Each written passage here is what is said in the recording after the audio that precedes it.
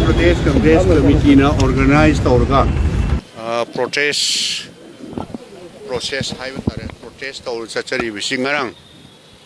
भारत की इतिहास ता अंत थोखीद्रिबा है तारे भारत की पार्लियामेंट दा सो अपन नंगबा एलिगेशन अदुगा काउंटर एलिगेशन तौनबा तो मरुइना कोई लोक सभा की लीडर ऑफ द ऑपोजिशन वोइरिबा श्री राहुल गांधी जी दा वोइदबा प्रचार तौसनबा अदुगा कोई AICC की प्रेसिडेंट ऑनरेबल प्रेसिडेंट मल्लिकार्जुन खड़गे दा एलिगेशन मैम तौसनबा मैम पुनमक्से मसी अमुक्त भारत की इतिहास ता थोखिद्रिबा डेमोक्रेटिक इंस्टीट्यूशन दा सिगुम्बा तौबा सरकार पाइरिबा पार्टी ना प्रोटेस्ट धरना तौबजी हम इकाइनिंगाइनेबा ओपोजिशन तौबदी अदुम चतनैको सरकार पाइरिबा रूलिंग द लेरिबा NDA की मिनिस्टर MLA सिंगना प्रोटेस्ट तौरिसिबु कनादा तौरिनो खंगदिएबा खोइदिएबा अदुना सिगुम्बा यामना अनडेमोक्रेटिक ओइबा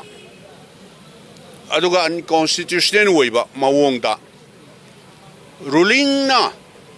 opposition तौबदी पृथ्वी मफम खुदिमुक्ता अदुम चतनैएबा अदो रूलिंग द यावरिबा मंत्री MP सिंगना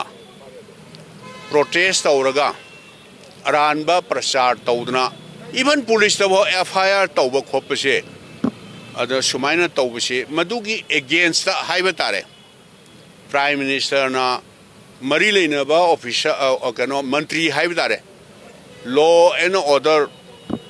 हैंडल तौरिबा Shri Amit Shah honourable home minister should be sacked immediately हाइना अखोई पार्टी ना प्रोटेस्ट धरना कंडेम तौबा हाइबा तारे ngrangi दिल्ली दा पार्लियामेंट ने थोखिबसे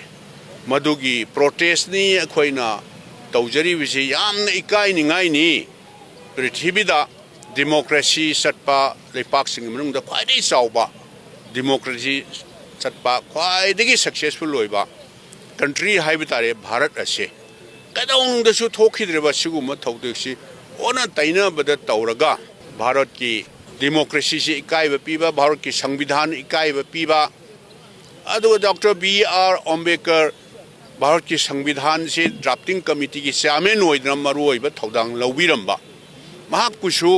मिंगसत थिहननबा तौबिदना ओपोजिशन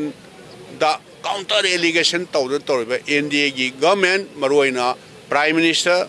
होम मिनिस्टर की मथक्ता एक्शन लौगदबनी ऑनरेबल प्राइम मिनिस्टर ना होम मिनिस्टर अमित शाह जे शुड बी सेक्ड इमीडिएटली हाइना कोई मदुगी प्रोटेस्ट धरना नि पार्ट ऑफ